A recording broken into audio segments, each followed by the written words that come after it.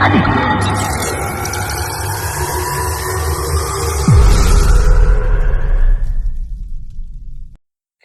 guys, Hal here, coming at you with the Cobra Kai Season 2 review. Welcome back to the channel. We're going to be diving into everything Cobra Kai today. And when I first originally watched this when it came out, I wasn't 100% sold on it. It kept me going. I did continue watching all the other seasons, but this was the one that had the big question mark over its head. So after my second watch, did it get any better? Well, let's see. So in Cobra Kai Season 2, the story picks up right after the explosive finale of Season 1. Johnny Lawrence is still trying to make a comeback with Cobra Kai. He's facing new challenges as he tries to balance teaching his students the way of karate while grappling with his own inner demons. Meanwhile, Daniel LaRusso, now a successful car dealership owner, continues his quest bringing balance into his life after Miyagi-Do's teachings.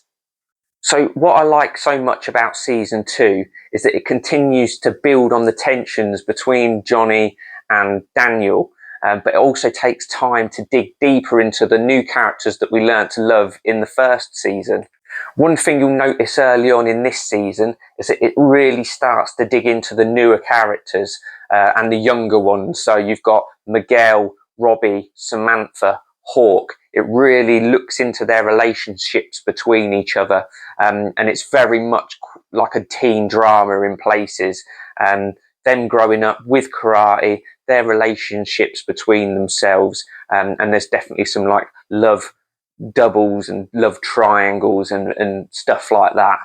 But they do get much more screen time, and that allows us to understand their struggles and motivations a little bit better. At its core, this season explores the consequences and the blurry lines between good and bad. Johnny starts to question his Cobra Kai philosophy, while Daniel struggles to balance everything in his family life with the karate, with Cobra Kai, and you really start to see the weight added onto his shoulders, and you really start to see Daniel being the one that starts to struggle in this season. What I really like about this season is actually that they still continue to build that relationship between Daniel and Johnny. I think they're the real highlights of the season, and you don't get enough of them in my opinion, but they go out for dinner unintentionally. They just happen to be in the same restaurant. Johnny's gone out with Miguel's mum on a date, which is again a little win in this season when he finally asks Miguel's mum out.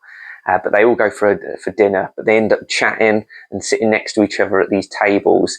And there's some really quite comical moments where you see, again, Johnny and Daniel do have some things in common. Not everything, but just some things. And then those little bits are the things that really cheer you on throughout this season.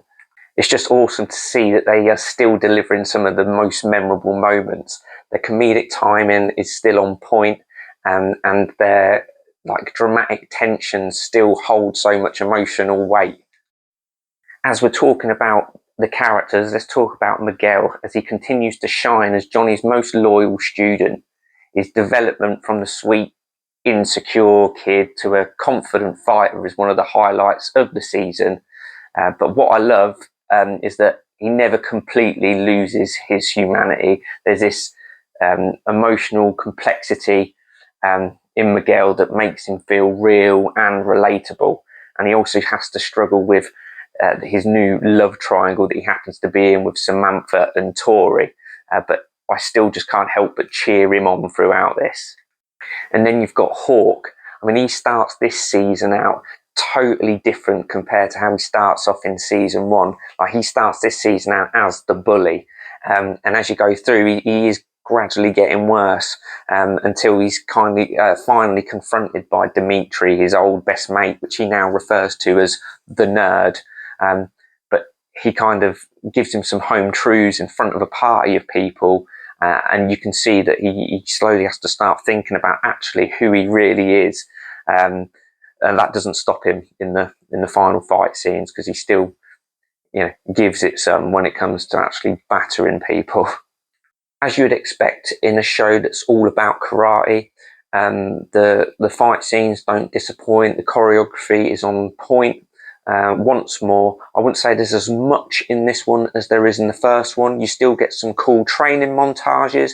There's especially a part that's early on in the season where Robbie and Samantha are on like this balance wooden board on the water that they're trying to do this, like, it's pretty much a dance as they even refer to it in it, but they're back to back and they're doing this cool kata move, and there's like a bit of a training montage for that, which I really enjoyed.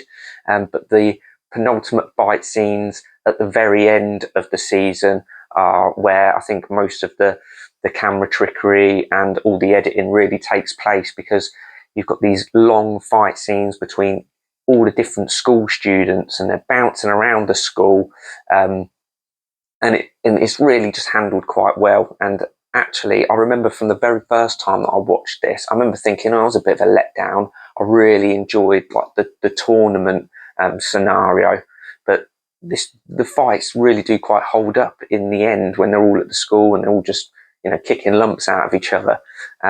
So I actually enjoyed that part a lot more this time round.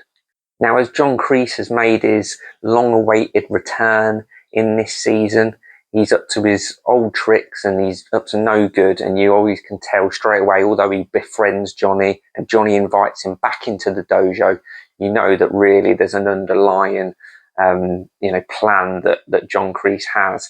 And although the series has been out for ages, I'm not going to spoil the ending, but let me tell you, he certainly leaves it on a cliffhanger at the very end of this season, and you're wondering where the characters are going to go, especially Johnny, after what John Kreese, eventually does to him. So overall, Cobra Kai Season 2 is a fantastic follow-up to Season 1 that captures the original charm of the Karate Kid films, as well as evolving the story and keeping us interested throughout with great fight scenes and a little bit more teen drama than I would like. But it certainly kept me interested, and I look forward to then reviewing Season 3 as well after this one, because if I remember correctly, I think it's from Season 3 onwards then that I really did enjoy. So yeah, that's been my review of Cobra Kai Season 2. I hope you enjoyed it. Thank you for tuning in. To help support this channel, please subscribe, like, comment, hit that notification bell, because when this baby hits 88 miles per hour, you're going to see some